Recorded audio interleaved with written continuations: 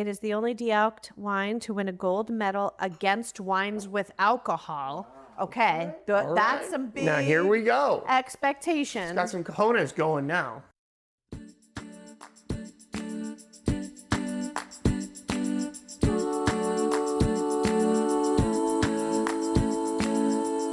Hey there, welcome to Sip with Nikki. I'm Nikki Lamberti here in Sonoma County, California, and we are halfway through January 2026. So are you doing it? Are you trying? Are you doing dry January? Or maybe damp January? I am not. No surprise here, not participating in dry January. However, I just read an article today in the San Francisco Chronicle by a very well-known local author here, Esther Mobley.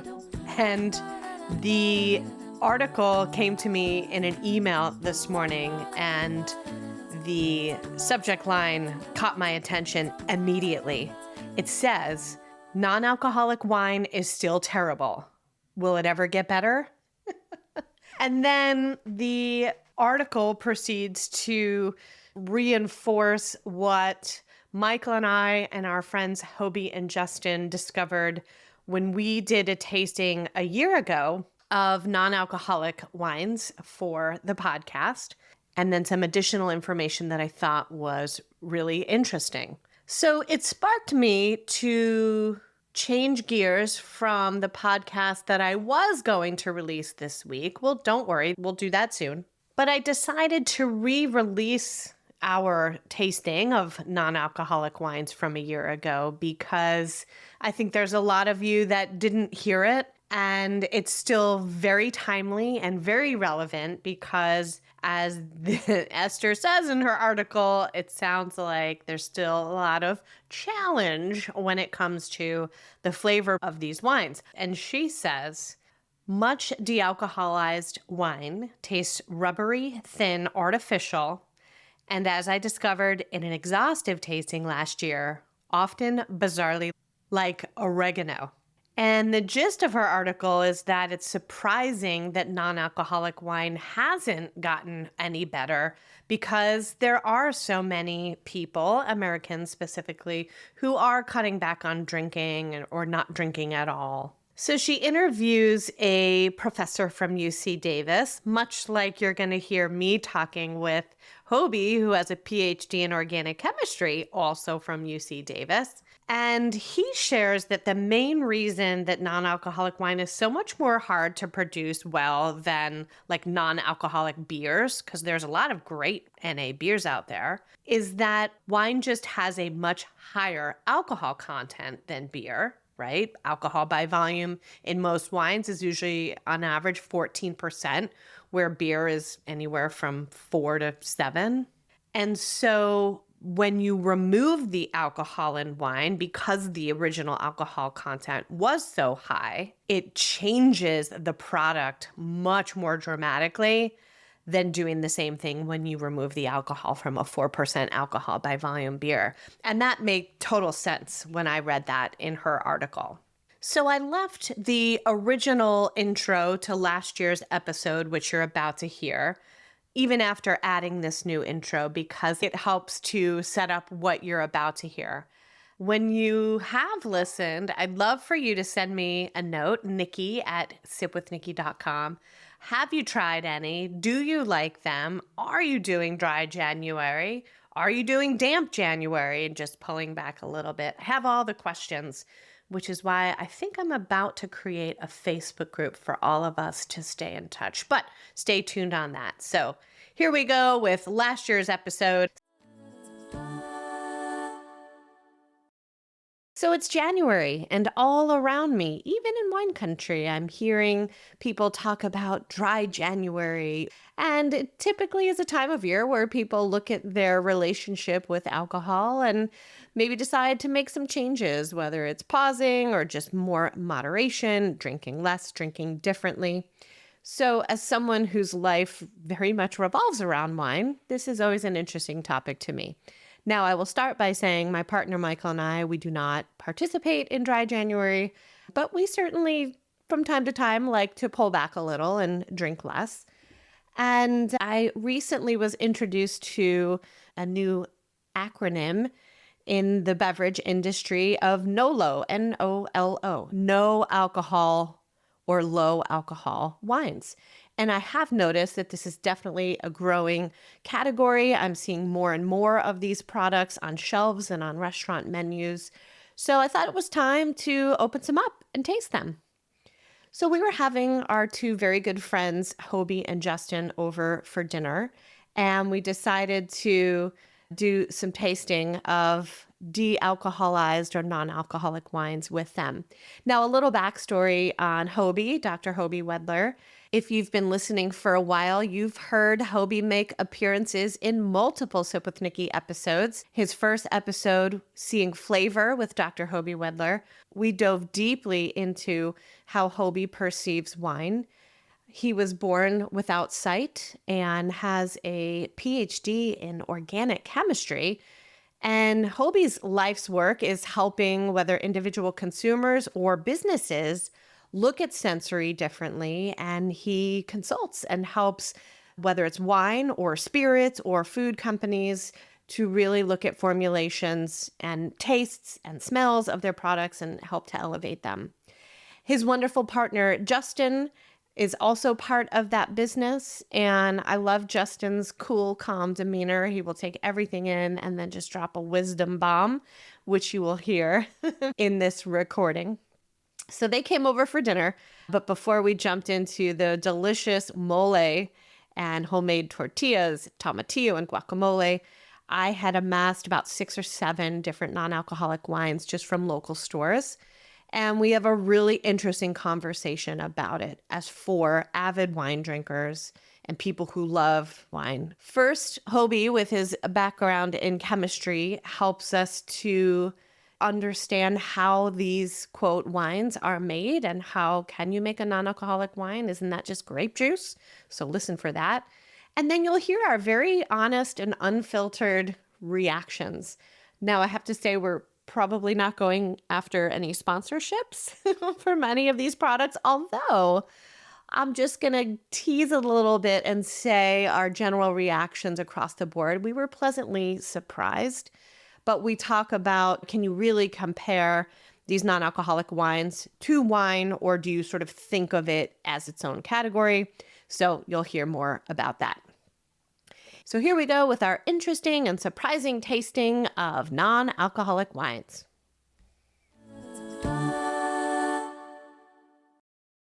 Thanks for coming over to my house for a feast. Thanks for inviting us. My gosh, Nikki, I love Sip with Nikki. I've been listening to everything you've been doing, and it's so cool. And you're the classic example of what I call you just stick with it and do it all and make it all the way. Amen. And you do so well at that. Thank you so much, friend. Slowly but surely, we are finding our people, and more people are finding us. I love that. Congratulations. Thank you. So, hot topic today. I learned a new term for this. Michael, by the way, the noise that everyone hears in the background, Michael, we are in our kitchen, and Michael is cooking. He's actually grilling fresh tortillas as we speak. How'd that one come out, Michael? I don't know. I haven't tasted any of them yet. Gonna do a little ASMR tortilla eating for us? There you go. I learned a new term today, Nolo, Nolo, non-alcohol, low alcohol wines. So today we're talking about Nolo wines, a very hot topic. Ooh, yeah, no alcohol. I'm not much of a Nolo guy, but We're not Noloers, are we? So I thought this would be perfect for us, especially because you and I both have been so passionate this fall with the whole Come Over October campaign, right? And which is an answer to Sober October and Dry January. And here we are in January. A lot of people are trying to be dry. I'm damp. I can't help myself. That sounds like a person. I'm moist. I'm a little wet. Moist. I'm always a little wet. What can I say? Moist January just does not have the same ring. Michael and I will not speak for you and Justin. Michael and I are not participating in Dry January. Love it. Wine is too important and too big of a part of our lives. We're trying to maybe like moderate and just drink a little bit less. And it's college football playoffs and Well, he's got football NFL every day. I love playoffs. it. So it's a big Yeah. month. January's a big month. And Nikki, as I say, everything in moderation, Yep. including moderation. So you are trying to be a little damp this month, right? You've spent how many months in the calendar year trying. in Italy in 2024? How many months? It was like 3 Yeah. total months, but 4 over the span of 4. And it's like, when you're in Italy, you can't be damp. You got to be like fully soaked. Yeah. I'm sorry. In Barolo and Chianti. I'm sorry, you're and, soaked. Nebbiolo. When I'm up in South Tyrol, where our company is, you got to be soaked. It's hard to be damp or dry. But it's hard not to take notice as people that are in this business for our livelihood, right? It's hard not to take notice of the rise of the non-alcoholic products that are on the market. And I've been doing some reading about this, just looking, especially as someone who makes wine and sells wine for a living, the trends of how people are buying, how people are drinking. Things are definitely changing. So I thought it'd be fun for us to dive in. And before this, I don't think I had ever tasted non-alcoholic wine. I had like sparkling grape juice as a kid at holidays. Martinelli's. Martinelli's go. down the road from here. But yeah. I don't think I had ever tasted de-alcoholized wine. Interesting. And from what I understand, and I'd love for you to weigh in, PhD in chemistry, there's ways to go about creating these non-alcoholic or de-alcoholized products. I believe every single one that I've procured for us today to taste are de-alcoholized or alcohol removed is what you'll see on the label. Right. So they're made like wine, and there's fermentation, and there's yeast, and the yeast create ethanol, and then there are processes to remove it. Where does the alcohol go? Where does it go? Yeah, it's a good question. Where does the alcohol go? Because Michael wants it, no doubt, right? No matter what. Yeah, just save it on the side for me. Yeah, there you go. Make some. So, one of the things that we know with alcohol as opposed to water is that alcohol boils at a lower temperature. So it is what we call more volatile, right? Sorry, not to be nerdy. Sure. Nerd. You all. Yeah, You there you already go. are. It's fine. I am. I know. And all the listeners know too. Basically, when something boils is when the vapor pressure reaches the point of the atmospheric pressure. And if something like alcohol is more volatile than water or has a higher vapor pressure than water, it's going to boil quicker. So if you put wine under a vacuum, you will get rid of the alcohol and you will preserve the water components of the grape. One of the biggest problems with this one is that you'll pull a lot of the aroma, the beautiful sort of bouquet and flavor and aroma away from it. Another one is regular distillation, where you just heat it up, and that is going to... Alcohol evaporates. Yep, it's going to blow off a lot there. You're going to basically distill the alcohol away from the wine. The point is that we don't want to make wine non-alcoholic before we do the fermentation, because we want to be able to taste and smell and experience the aromas, flavors, and textures of wine. That come as a result of fermentation. And all the complexity. Fermentation doesn't just create alcohol. It creates interesting, changed aromas, and things become present, and flavors and textures that weren't there before. The other super costly ways to do it, one a little bit less costly, is reverse osmosis. That's how our cells bring things through the membrane via osmosis. Reverse osmosis, we use energy to shove things through the membrane a different way, basically, but it costs a lot of money. Yeah. That's how I grew up sailing on the San Francisco Bay, and that's how we desalinate water as well, is with reverse osmosis. The other way that we can do this, and it's super costly and I wouldn't recommend it, is with a distillation technique called spinning cone column. Basically, we spin a cone around, which reduces vapor pressure of the substance that is in the vessel where the column is, and then essentially makes it easier to evaporate off. So being the chemistry nerd that you are, which one do you think is probably the most preferred to keep as much wine flavor?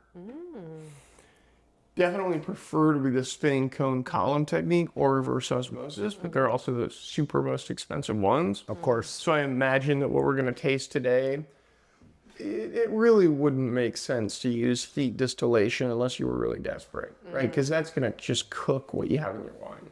Yeah.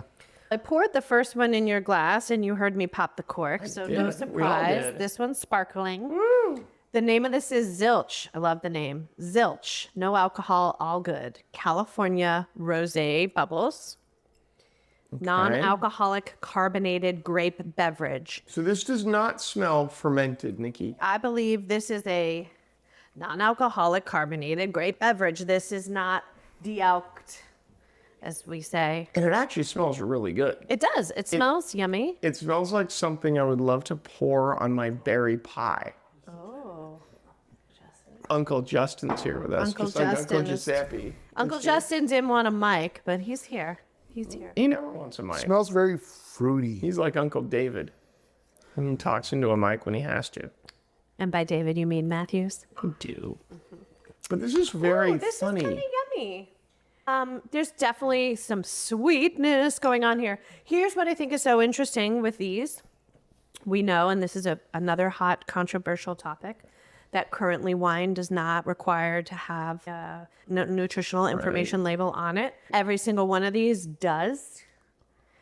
So how much sugar are we dealing with? Yeah, so this one is probably the highest of the lineup today because this was not fermented. So this Right. has all the sugar that was probably in the grapes. grape. 24 grams of sugar. Yep. That's a lot. That's a lot. But it tastes good. Yeah. And what I would do to this to make it even better, just as a tip to the winemaker, Add some acid. I'd hit it with some citric acid. It's a little flabby. Yeah, it's all fruit, no acid. I feel like it needs a little bit more mouthfeel. All right, I'm ready to try what we have next. So should we come up with a rating system? So that one's Thumbs to up, me. thumbs down. We don't have to Yeah, do a yeah. 100-point scale. No. Smiley face. Like, how should we rate these? No, I think honestly, like a 10-point scale. I think 3 points for flavor, 3 points for aroma, and 3 points for texture as compared to normal wines. We're comparing these back to wine. No, we don't have to compare. No, never mind. Let's not compare. Okay. Let's do what makes us happy. So this one had no aroma for me. It was very bland. I had a little bit of fruit on the aroma. I'd give that a 1. The flavor was probably a 3 because it was really flavorful. But like the texture and the sweetness, I don't know, maybe a 2. So like I give that one a 6. Okay. I'm pretty close with you. I'm probably a 5 or a 6 out of 10. I thought it was fun. I but a put this little bottle on the kids' table and Yeah, tell them, yeah. enjoy some champagne. Okay. Yeah, this guy was probably $20. None of these were over 25. Most of these were under 15. Michael, Next you up, made these corn chips are amazing. Yes. yeah, homemade tortilla chips. Next, the next two wines are by a producer called Free, F-R-E. I love it, like alcohol free. It's alcohol removed wine, F-R-E, free. This is the rosé from California vineyards. Okay. I like their catchphrase, true happiness lies in the freedom to be yourself. This is 6 grams of sugar. And does it say if they got all the alcohol out or no? This does say 15% juice. Interesting. And most of these, this one doesn't, but most of them say that they're like less than 0.5% alcohol, Okay. which is equal, my understanding, to like kombucha. Or I also read if you were to leave a carton of orange juice unrefrigerated on the counter overnight, the natural fermentation that will start in there is going to be around that, 0.5% alcohol. Nikki, could I still drive without getting a DUI after drinking a whole bottle of this? I think you would have to drink multiple No, bottles of this to okay, hit good. 0.08 legal limit. Because I like to drive and I don't want to drive under the Oh, see, you didn't even face me with that above question. the limit. Yeah. You might drive better. So this one Rosé. is rosé. Okay, so guys, on the aroma, this is really good because it still has that fermenty bit. Because this was wine before it wasn't. And that's what I mean. So just so everybody's clear, on that first one that we tasted, that was, and I actually commend the fact that it was just grape juice. They didn't try to preserve wine flavor. So it smelled nothing or tasted nothing like wine. It was basically sparkling fruit juice. Yes. This here really does smell like wine. And that you have only smelled it so far. I've only smelled I it. love the, And it actually really, Nikki, it really smells like wine. yeah. It's very aromatic. It's what you would expect from a rosé, kind of watermelon, Jolly Rancher, bubble gummy. Yeah. It's vibrant. It makes me want to sit on a tailgate. It makes you want to tailgate? It does. All right, let's taste it. Okay. See, I'm so sorry, but I don't consider myself a heavy drinker, but I really do like the flavor of the alcohol when I taste the wine. And this has none of that. The smell is more layered and interesting. For me in the mouth, it's very simple. Yeah. And what I mean by that is, like you're saying, you like the quote flavor of alcohol. Right. One of the things we know from a chemical and a structural standpoint with wine is that the presence of ethanol in the mouth adds texture, it adds weight, it adds density and richness. 100%. And that, for obvious reasons, is not here with this wine. So I like this wine when it's in my mouth, and then when I swallow, for me, just because we are people that are comparing this to traditional wine, something is missing. But it has that sort of fake watermelon-y, strawberry-y flavor. I say it's very strawberry to me. Berry flavor. It does, like I said, it says 15% juice. So I believe what happens once alcohol is removed, then they add back in some juice or some concentrate for just dimension, flavor, depth, weight, all of that. And Nikki, what percent alcohol are we here? Contains less than 0.5% alcohol by volume, Okay. 6 grams of sugar per serving. Got it. And how many servings in the bottle? 3. The question I did have for you about this is, we're not going to finish all of these bottles today. No. Let's say we want to come back to them, enjoy them. From an oxidation standpoint, if this was wine, I would corv in, gas it, vacuum it out. How similarly or differently do you think these oxidize and get weird after a couple days versus traditional wine? If it's not made like wine, if it's just carbonated or whatever is done with it, fruit juice, I would treat it just like your bottle of apple juice in the fridge. Leave it for as long as you want, as long as you would normal fruit juice in your refrigerator. Wines that are made like wines are always going to behave like wine, right? They're going to oxidize quicker. Maybe you'll see less oxidation, less funny flavor changes based on what we have going here, but I would also... You would vacuum it or I would protect it against oxygen to buy more time. I would absolutely bring the oxygen level down and even use some preserve and use some argon gas there because it would make the wine better. Okay, thank you. We will be right back. I had the most healthy and delicious lunch the other day. It was a salmon patty over a bed of spinach, and it was loaded with omega-3 and fatty acids. I was so proud of myself. And this beautiful fish came from Sina Sea. In episode 69, you heard my awesome conversation with Sina Wheeler. She is from a 5th-generation fishing family, and she and her husband, Rich, founded Sina Sea, where he catches wild, sustainably caught fish in Alaska, and then they cut it and package it and ship it beautifully right to your door, and it arrives premium sushi-grade quality with a special recipe card on what to do with it. Well, now that it's summer, that means everything is in season right now, from their specialty sockeye salmon to halibut, cod, sea bass, crab cakes, which is my mom's favorite, and even caviar and lobster tail for your special celebrations. They're a small family-owned business, and they've been kind enough to create a discount code for our listeners. The code is SIPNC, S-I-P and S-E-A, SIPNC, and you can use that at their website, SinaSea.com. Sina Sea is SENASEA.com, and you can get 10% off your order with that coupon code. This can be for a one-time purchase, or also popular is their subscription box that you can create or let them curate for you. Their website is loaded with grilling recipes, which are great for summer, and lots of inspirations of what to do with all of this beautiful fish that they will send right to your doorstep. I encourage you to sign up for their mailing list because they do a monthly drawing for a $50 gift card every month. So check out their delicious fish at sinasea.com. Healthy fish delivered easy. In episode 78, you heard Liz from American Olive Farmer share her basil, lemon, and garlic olive oils with me. And then in episode 83, Pairing Night with Dr. Hoby, you heard us blow our friends' minds when they tasted them, as well as her balsamic vinegar and olio novello.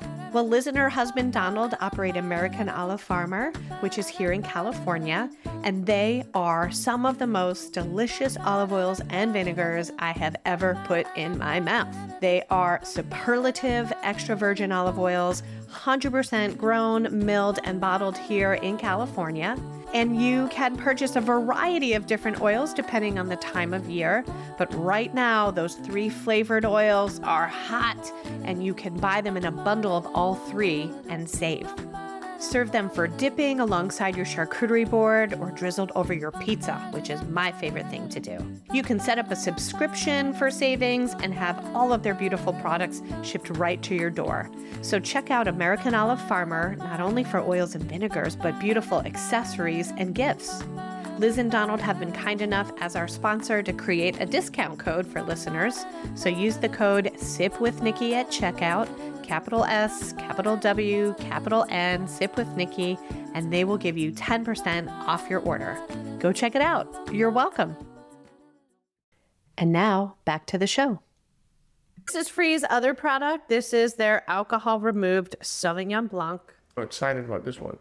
Why? So if there's a wine grape that does best with de-alcoholization, it is Sauvignon Blanc. Why?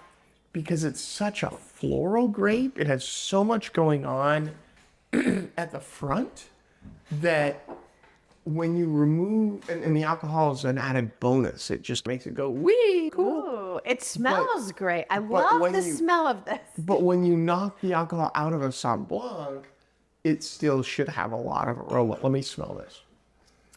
So sit here. Yep. Yeah, now that smells really good. That smells like tropic. It does smell tropical. I will give you that. Full Tropic Thunder. Little green. Which one?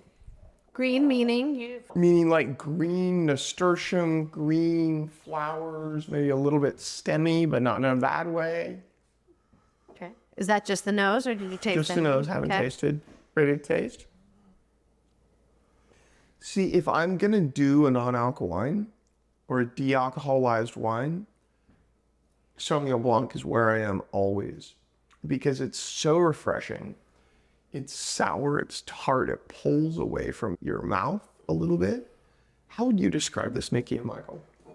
There's a lot of sweetness for me. I think it doesn't have, like you said, it doesn't have that extra, almost artificially flavored berry flavor like the watermelon strawberry of the rosé. This one does have more melon, which Sauvignon Blanc. I mean, I just miss, it's not crisp and it's not clean. And I feel like that's what all these have. It's interesting to me, like you talked about the lack of acidity. Like you can add that in without affecting alcohol. Why not drop in a little bit more tartaric acid? I mean, people use that in other food products. That to me is, it would, if it had that exclamation point on the end, it would mirror its counterpart of true wine. Okay, let's rate the 2 free products, the rosé, and then the Sauv Blanc, 1 to 10. Go. So for me, the rosé was a little more acidic and cool. Yeah. And a more mouthfeel. I'd give that probably a 7. Mm-hmm. And this one's got a 7 because of the nose, but not because of the mouthfeel. Ooh, I agree with that. It's 2 7s. 7 on the nose, but it drops to 6 in the mouth for me. But I actually enjoy this. I want to make a cocktail out of this, like a mocktail. I would too, and I could fizz it up, ice it up, some fruit in there. Can you make sangria with free? Sure. You have part of the structure of it. You just add all the alcohol. Yeah. But Nikki, I could drink a full glass of that. I could. I'm not offended by it, right? No. But here's the thing. The criteria that we're using tasting right now is not just, well, and maybe it should be. Mm-hmm.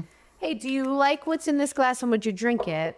We are trying to say, is this a valid substitute for wine? And maybe we need to change how we are thinking about these and manage the expectations to just, hey, if for whatever choice you're making that you are not consuming alcohol, whether it's a month, a year, or for your life, if you like the ritual, like I love when I'm cooking.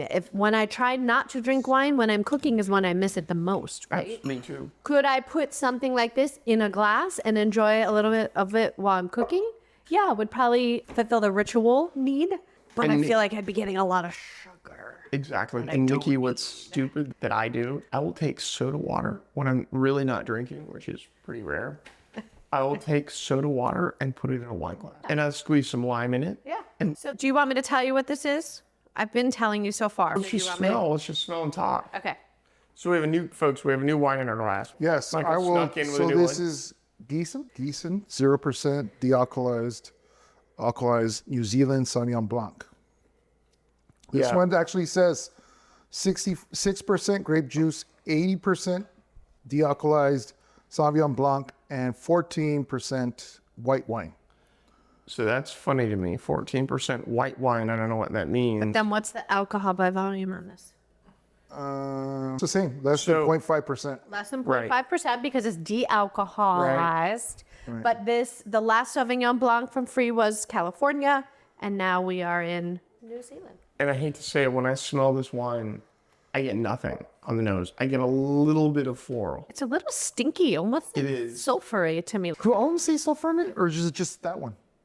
It's like this Is one? this one say it's sulfur? Yeah, this one I does smell it. It says it's what? Sulfured. This Yeah. one says does it say? sulfur dioxide preservative. Yeah, you can smell it. And what's really funny is it knocks all the fruit out for me. It's not rotten eggs, but It's a little farty. like flinty. You say flinty, I say farty. Yeah, sure. And I get the farting. It's a New Zealand stink bug. Yeah. It's a little stink bug. But then it also has a little bit of that fruit to it. But I could smell the fruit. I don't love the nose on this one, but for me, this has a fresher, more wine-like finish with acid. Oh, 100%. And it has that puckering quality Yeah, which I that makes like. you come back. I like that. Yeah. This one might be a little bit better once That's it's opened up a little interesting. bit Yeah. more. Gießen, Giesen. I'm going to put the link of all of these in the show notes. I found all of these wines between, I think I already mentioned this, Safeway, which is our grocery store here because we can buy alcohol in the grocery stores here. Although these are not alcohol, but they were in the wine section. Trader Joe's and Bottle Barn, which is our local wonderful wine shop. Nice. Okay, this one, New England. New Zealand Sauvignon Blanc is very different aromatically anyway than Totally. California Sauvignon Blanc. Yes. And I think these definitely show true to where the last one was more tropical, the California Sauvignon Blanc, whereas this is more grassy and earthy and I agree. stinky. But it doesn't have that, black that next to red. fruit bomb that just nails you in the face. No. That one is I'm intrigued by this one. I would I am too. I would drink another glass of this. I would spend a little more time with that one. Okay, now we're moving into red. We have three. This is back. We're back to New Zealand. This is that same producer, Gießen, Giesen, 0%. Premium red. Oh God, does it give a variety? This one just says premium red wine. No, it says So 6% of, again, grape juice and 94% de-alcoholized. The color's really pretty in the glass. where Hoby Wedler shines is being able to smell something and describe it, right?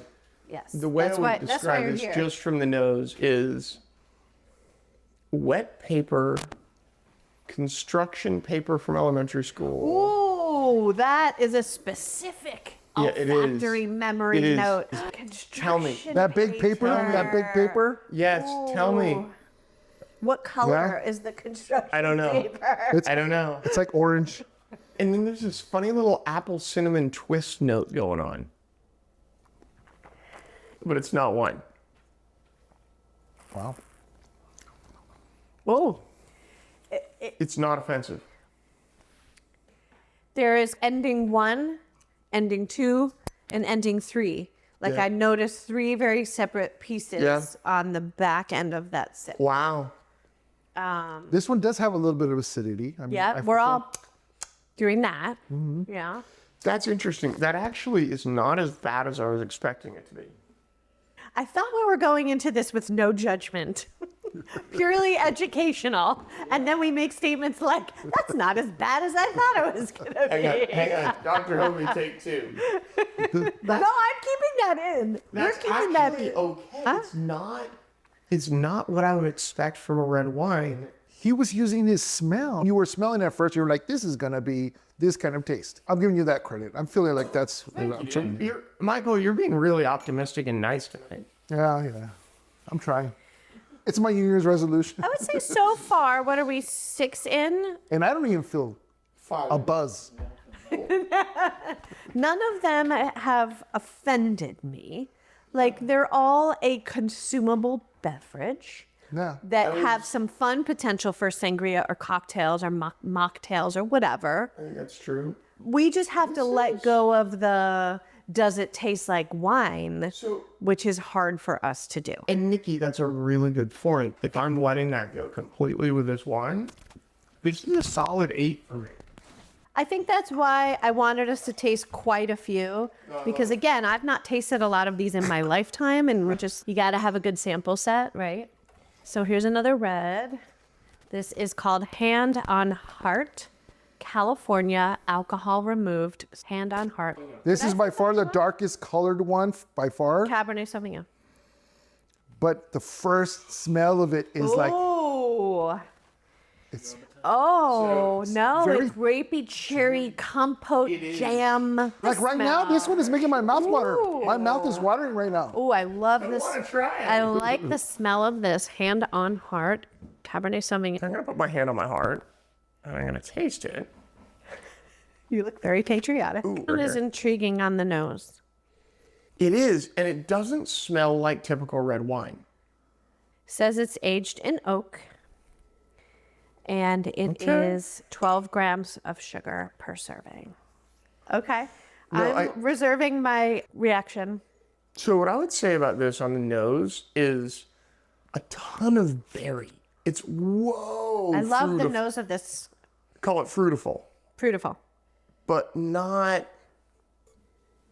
Cabernet fruitiful. Something else. It's just berry. It's good. Like red fruit characteristic, not Cabernet. And a little blueberry. Yeah. Nikki and Michael, It's very... tilt your glass a little bit so you get the little bit of veneer on the edge, which is what I always do. And then smell the... To me, it's total blueberry. Like, I love the smell of this. yeah. It reminds me of Pop-Tarts. Ooh, yeah. Like a frosted Pop-Tart. Yep. Which I love, by the way. Don't shame me. Judging you hard over here. It does not boast the palate that the aroma exudes. Oh, I love the smell of this. I do too. I do It not. does not taste like it smells. No. It's pretty acidic. Ugh. We were asking for more acid, and it's here you go. And to me, it's just With the because cherry- the with the- nose was so layered and interesting, it then feels just very thin and one-dimensional on my palate. It does. I could make a mocktail. I could break my own rule Yeah. and put it over ice, which I wouldn't do ever with regular wine. I But can't even do that with this. okay. I respect wine too much to put it over ice. But I Okay. hear you. I hear you, friend. All right, let's do another Cabernet Sauvignon 2023 Okay. Ariel Premium De-alcoholized Wine. Ariel. Ariel, Where's she from? California. Okay. It is the only de-alked wine to win a gold medal against wines with alcohol. Okay, that's some big Now here we go. expectation. Got some cojones going now. I will also tell you that this is the first and only one tonight to actually have a real cork. All the They're rest all are screw screw cap. Interesting. I'm assuming it's probably a composite or a synthetic cork. But I can hear you actually digging your But there's corkscrew into an it. actual foil and a cork on this one. But it's 2023, which we wouldn't be drinking 2023 true red wines quite yet. Yep. That's barely a year in barrel, 14 months or so in barrel. Okay. It's a composite cork. It says, please refrigerate and consume within 5 days after opening. Okay. It's interesting. Or you might explode. Got probably the darkest color. I have high expectation here because the label says it won a gold medal against traditional ahead and- wine. Okay, so the cork just smells a lot like fruit. That's it. And it feels like a real cork. I think you're right, Nikki. I think it might be a composite thing, but it feels pretty real. This says, and I think this is different than the others, that it retains all the natural, delicate flavors of wine by using a cold filtration process. So this is going to be what we talked about, reverse osmosis. This is So where they're calling cold filtration That's reverse right. osmosis? Yep, I'm 99% sure. If I'm wrong, I'll take the blame any day. But cold filtration is reverse osmosis. And it does preserve the aroma really well. It does. I will say, and I wish I hadn't read the label, Wow. but I will say this smells the most winey It does. of the lineup. And what do you think? Ooh. This is a question I'm going to ask you and then I'm going to answer myself in my own way. But what makes this most wine-like? And On the nose, Yeah. it has layers, and it's, for me, and it was not just fruity layers. And I smell the wood. Bubblegum's not fruit, but we're gonna, for this purpose, we'll loop it in. This to me has like fruitiness, earthiness, oakiness. Yeah. It's got some layers. I mean, it's got some mushroomy earthiness, some oakiness, like you said, from the barrel. And it does actually smell like wine. I'm going to taste it. 10 grams of sugar. That's really nice. They've even maintained a little bit of the tannin, which I think is really It says impressive. it's aged in oak, so yep. See. Because a lot of the tannin actually in oak barrels comes out because of the alcohol. So maybe they aged it pre-de-alcoholization and then did that and were smart enough to retain the tannin. To me, this is definitely the most wine-like, and I'm not saying that just because it says it was rated against actual wines. The nose, the layers, and the mouthfeel. It probably was the most expensive one. I think this one was just over 20. It's not bad. I might be able to sip on that while I'm cooking. I think that the thing this wine brings to me more than all the others that we've tasted actually is viscosity. Yes. But to me, this is not very watery. It is thicker. It is more like wine. It hangs on you. It plays with you a lot. Okay. Justin, you have any impressions yet? Justin's my partner and Nikki and Michael's dear friend. I think for a regular wine drinker, someone who appreciates all the nuances of wine, especially living in Sonoma County, Napa County, traveling the world, drinking wine, it's unfair to compare these to those, Agree. I'd say. Agree. Looking for something to drink that's without alcohol, that's an interesting option. And yeah, I like the idea of mixing it with something, either some seltzer water or some other kind of mixer. Yeah. You know. So the test tube that could talk miraculously was sitting on a Bunsen burner, and the chunk of ice in the test tube could also talk. And the chunk of ice said to the Bunsen burner down below it, "Oh my God, I think I'm falling in love with you." And the Bunsen burner said, "What?" And the ice said, "Yes, I'm just coming around for you." And the test tube said, "Oh, ice, don't worry, it's just a phase you're going through." Chemistry jokes by Sorry. Hoby Wendler. I should be the guide on the jungle ride at Disneyland. Yeah, I'm that totally bad. campy, kitschy. All right. Final thoughts, anyone? Final thoughts about So- this product category? So let me share one thing. I really want to hear what Michael and you have to say. I just want to share one quick thing. These have all been better than I was expecting. Okay. When we talked about doing this show, Okay. they're really not bad. I think they're good, and I think this part of the industry has a lot to look forward to. It's definitely seeing a lot of growth. I have been noticing more and more lately, just when I look at a beverage list or a wine list in restaurants, you're actually seeing either non-alcoholic wines, of course, non-alcoholic beers, and mocktail sections on menus. It's definitely a big, important category. Totally. I think that if you are someone who is used to drinking wines, true wines with sweetness in them, that these will appeal to you more. If you are someone like us who tends to drink very dry wines where there is no sweetness present, it's a little bit of an adjustment. True. I'm not offended by any of them. And definitely the last one for me, the Ariel, was the most interesting to me. I feel like I would not have more than that because of the sugar.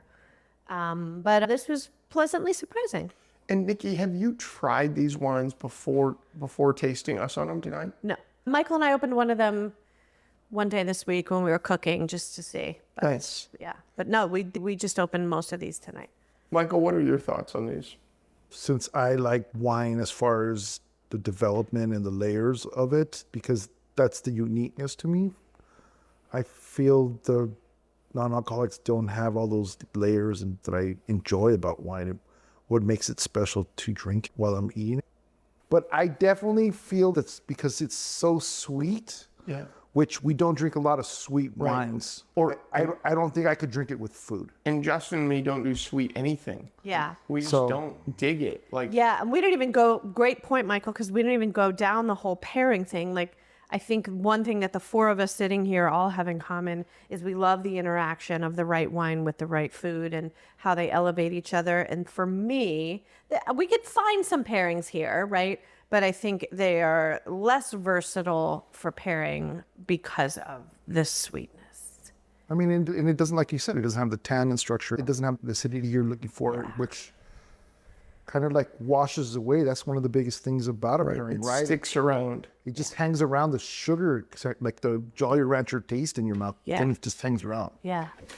It's just interesting to see how far this product category has grown. Different types, from sparkling to rosé to white to red. Different countries are doing it. Like, the robustness of it that we're already seeing is very interesting, and I think it's only going to continue. And I think that what's going to happen too is that some of these are actually going to age up a little bit in the bottle. Not like regular wine, but I think it's going to be a really interesting transition. Yeah. Thanks for being good sports, everyone, tonight, and for sharing your thoughts. I feel like we should do a little cheers. Now we're going to eat some homemade mole and guacamole and homemade tortillas and rice and beans. Never hesitate to just try stuff, guys. Yeah.